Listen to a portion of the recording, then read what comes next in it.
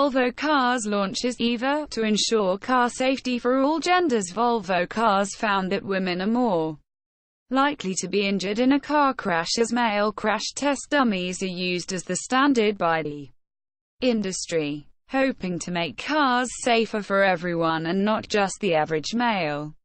It launched Equal Vehicle for All initiative, wherein it released data for automakers to study and take necessary precautions.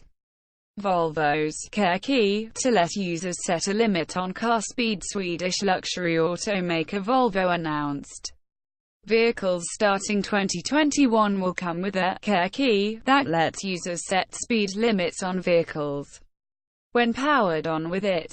This follows the automaker's recent announcement that it will limit top speed of all vehicles starting 2020 to 180 kmph.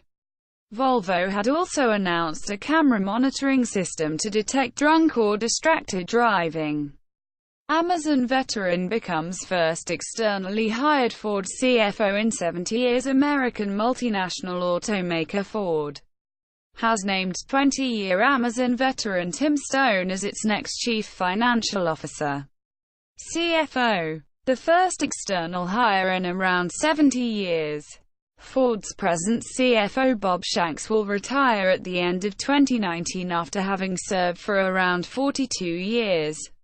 Stone had served various roles at Amazon before joining Snap as CFO in May 2018.